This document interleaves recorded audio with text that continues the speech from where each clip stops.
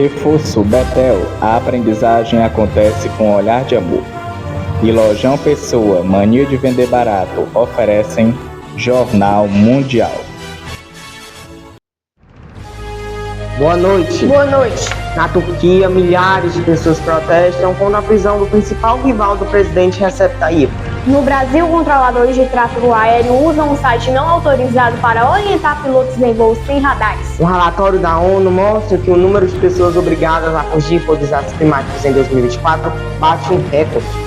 Arqueólogos identificam na Costa do Marfim o local onde vivia a espécie de Homo sapiens mais antiga em uma floresta tropical. Na África, as geleiras do Monte Quenya podem secar totalmente até 2030. Arquivos nacionais dos Estados Unidos publicam os últimos documentos sobre o assassinato do presidente John F. Kennedy em 1963. Morre nos Estados Unidos o ex-campeão mundial de boxe, George Foreman, aos 76 anos. E você vai ver também a final do Campeonato de Futebol Cearense e a qualificação da Copa do Mundo. A partir de agora, no Jornal Mundial.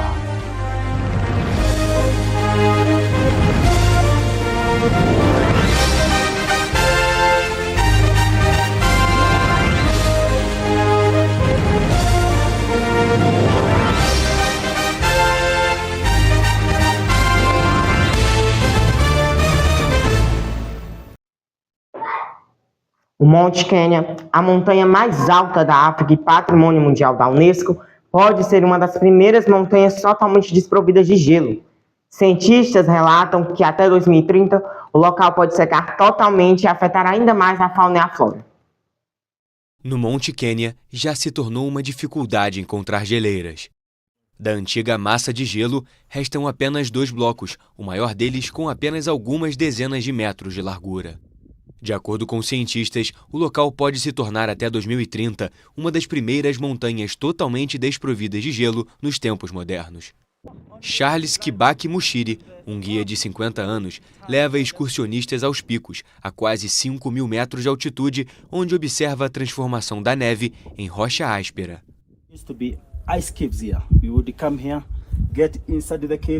Alguns anos atrás costumava ter cavernas de gelo aqui. Nós vinhamos, entrávamos e tirávamos boas fotos. Mas agora as cavernas se foram. A geleira Lewis está desaparecendo. Há muito derretimento e a geleira continua se tornando cada vez menor. Talvez no futuro, em alguns anos, ela desapareça completamente.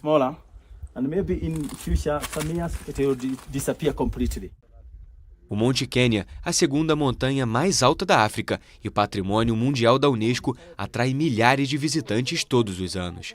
Após horas de caminhada, aparecem as rochas terrosas do pico, mas a neve não é vista em nenhuma parte.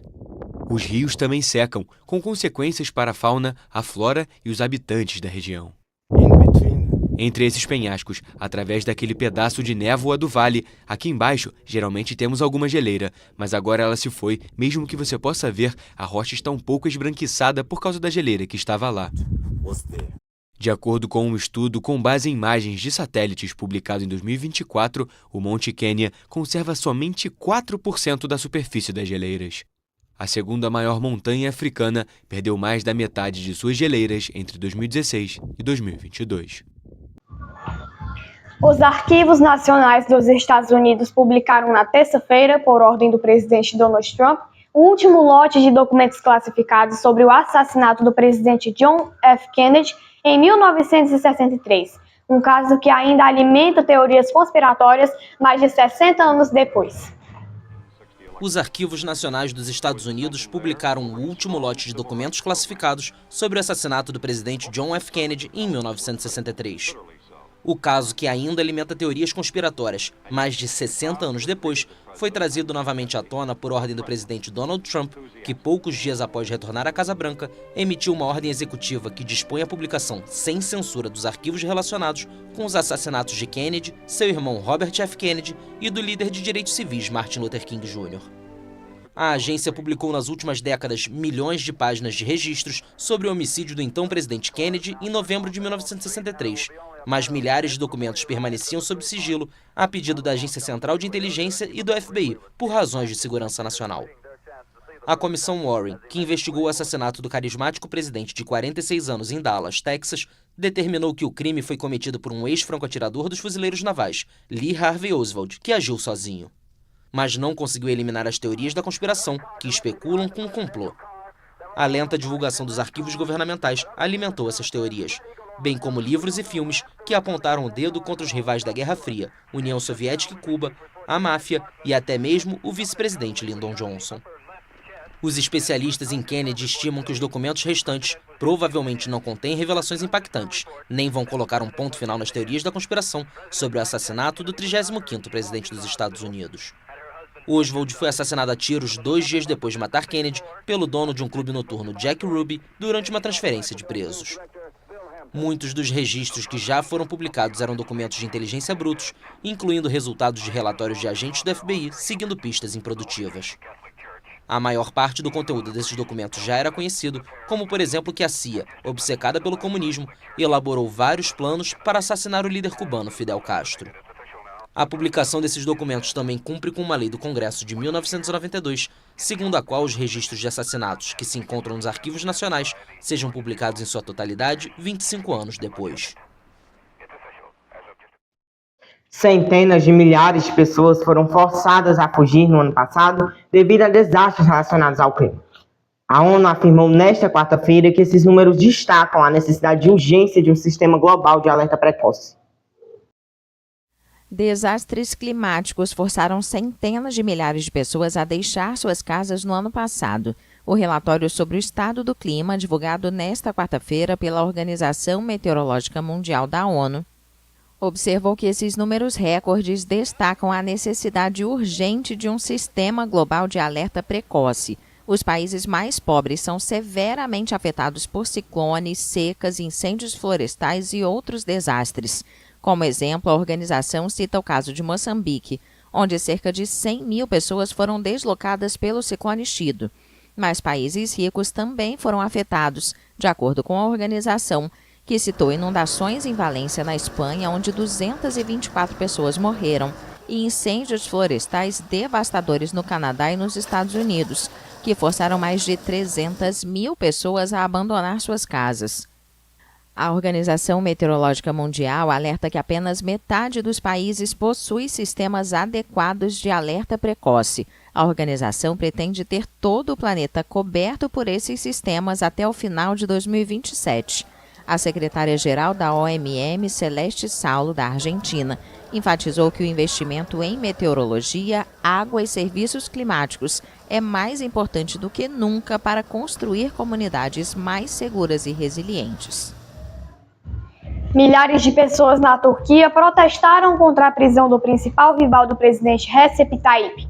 Houve confrontos com a polícia.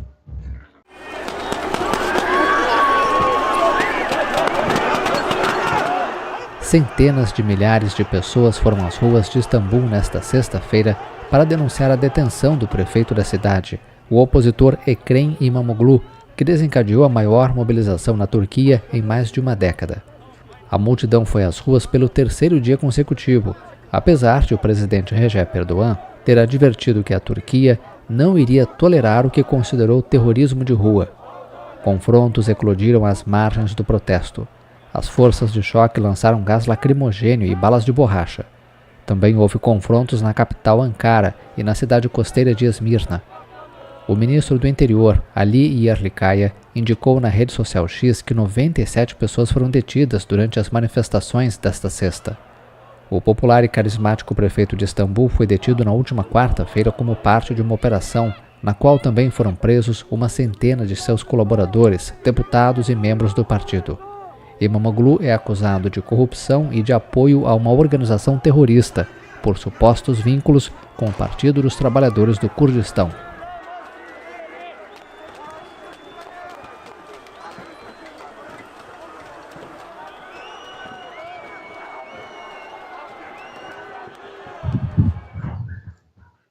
Daqui a pouco, no Brasil, controladores de tráfego aéreo usam um site não autorizado para orientar pilotos em voos sem radares. E veja como foi a final do Campeonato Cearense e a qualificação da Copa do Mundo.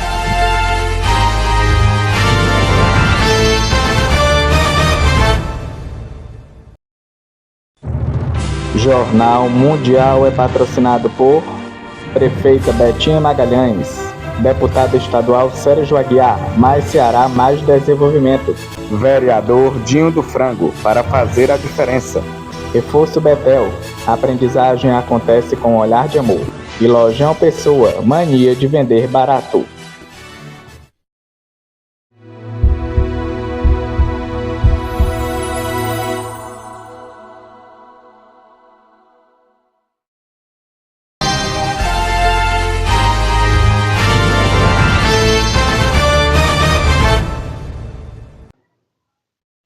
Controladores de tráfego aéreo têm usado ferramentas não oficiais de rastreamento de aviões, como o site particular Flightradar, para orientar pilotos de aeronaves que estão fora do seu alcance de visão.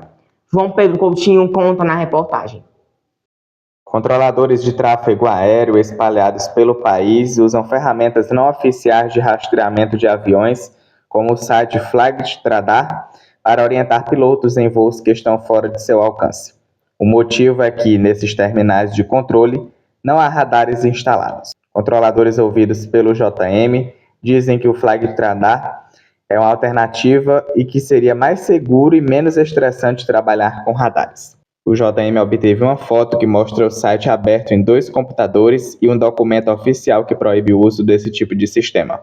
A aeronáutica afirma desconhecer o uso da Flightradar e reitera que os controladores são treinados para trabalhar com ou sem radar. O site funciona assim. O Flightradar monitora voos pelo mundo usando uma rede de estações terrestres e satélites para coletar dados. Embora dê informações de origem e destino, número de voo, tipo de aeronave, altitude e velocidade, especialistas alertam que esses dados não permitem prever o que vai acontecer para darem comandos corretos no tempo adequado. Os terminais de controle de aproximação geralmente estão nas imediações de um ou mais aeroportos. Os controladores que trabalham nesses locais são responsáveis pelo tráfego aéreo de vários aeródromos da região, não apenas de um aeroporto. A aeronáutica proíbe o uso do Flightradar. O ex-campeão mundial de boxe George Foreman, que perdeu uma luta histórica contra Muhammad Ali antes de recuperar o título 2 décadas depois, morreu na sexta-feira aos 76 anos. O ex-campeão mundial de boxe George Foreman morreu na sexta-feira aos 76 anos, anunciou sua família em um comunicado. Foreman cresceu em Houston e aos 16 anos começou a lutar boxe. Nos Jogos da Cidade do México em 68, ganhou o ouro na categoria superpesado aos 19 anos. Com 1,93 m de altura, Big George era maior e mais forte que os outros pesos pesados da época. Ele era rápido no jogo de pés e foi abrindo caminho na carreira profissional até ganhar o título dos pesos pesados contra o campeão Joe Frazier, a quem derrotou em 2 rounds.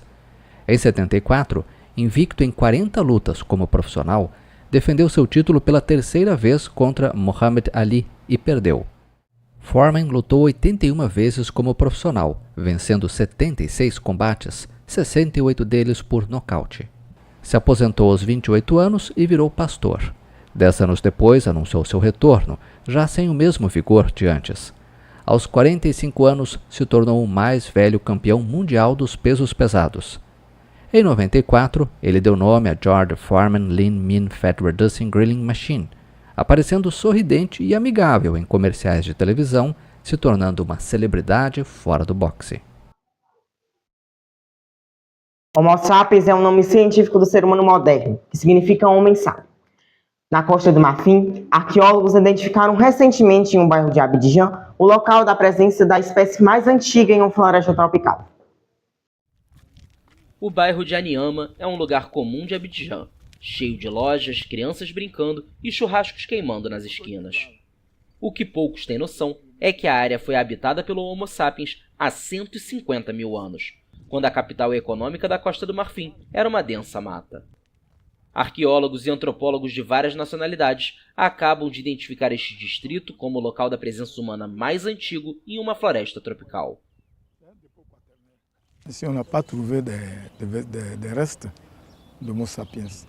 Aqui os restos mortais do Homo sapiens não foram encontrados, apenas vestígios. Ou seja, a técnica tipológica e morfológica desses restos mortais são reminiscentes do que esses mesmos Homo sapiens mostraram em outros lugares. Não na Costa do Marfim, mas em outros lugares.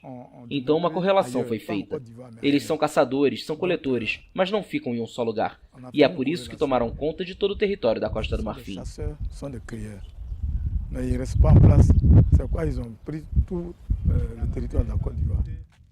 Em Abidjan restam apenas 3.500 hectares da floresta tropical no Banco, um parque nacional no centro da cidade que está cada vez menor devido à urbanização. Em 1982, o arqueólogo marfinense François Guédé-Iodé iniciou escavações no bairro de Aniama em uma propriedade privada. Ao lado de outros pesquisadores, ele escavou vários metros de terra, sob os quais estavam escondidas ferramentas de pedra do Pleistoceno, período do Paleolítico. O arqueólogo analisou os vestígios e guardou em sua casa.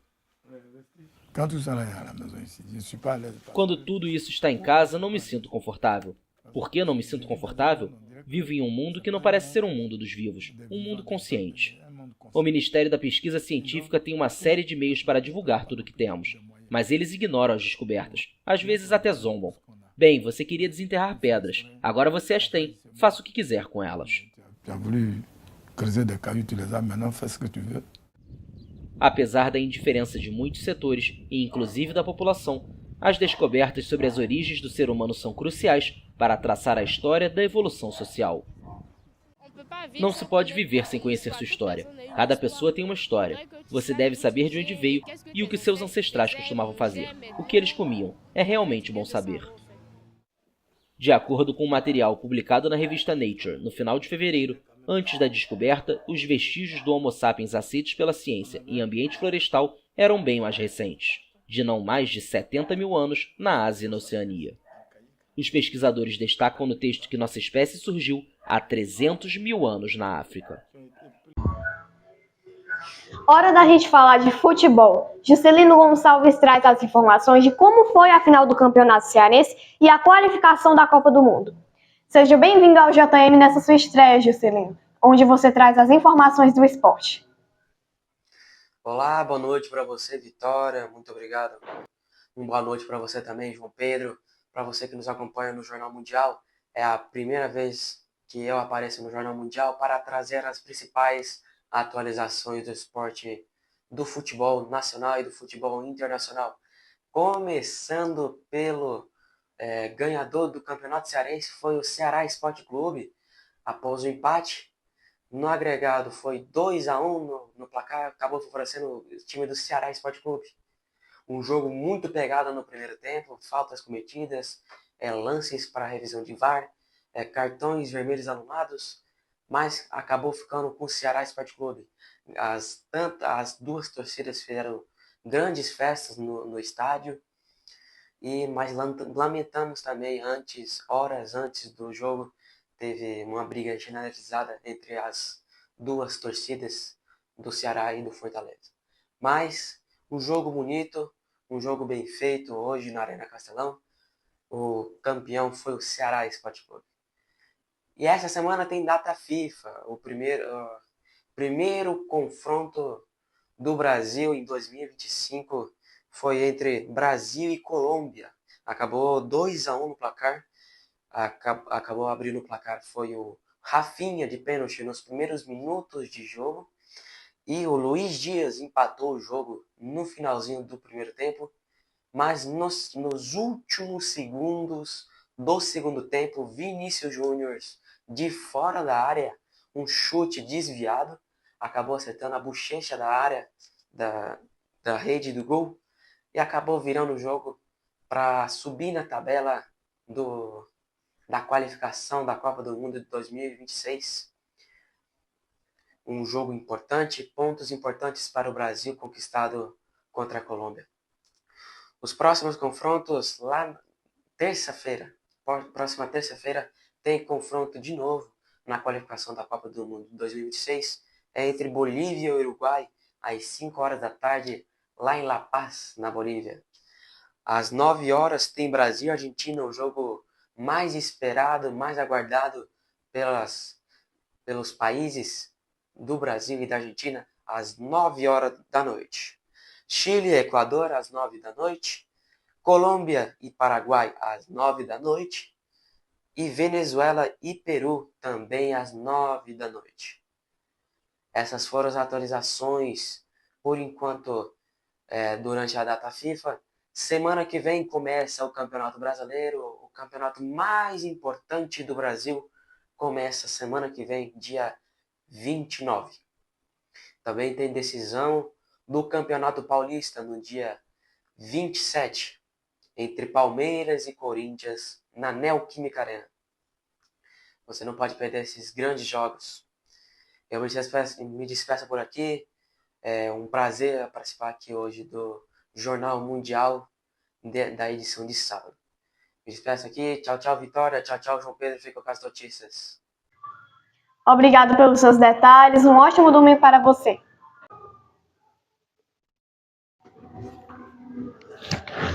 A nossa equipe avisa que terça-feira será feriado estadual e que os âncoras irão apresentar o JM, também por conta que não haverá faculdade para o Gabriel. Aproveitando esse momento para desejar os parabéns da minha grande amiga e parceira Vitória. Que esse seu dia seja ótimo, com a graça de Deus. Muito obrigada, eu desejo o mesmo para você. O Jornal Mundial de hoje encerra por aqui. Para rever nossas reportagens, volte o vídeo aqui no YouTube e não se esqueça de seguir a nossa página lá no Instagram, TV Mundial OFC. Boa noite. Se inscreva no canal e deixe seu like. Boa noite, um ótimo domingo para você.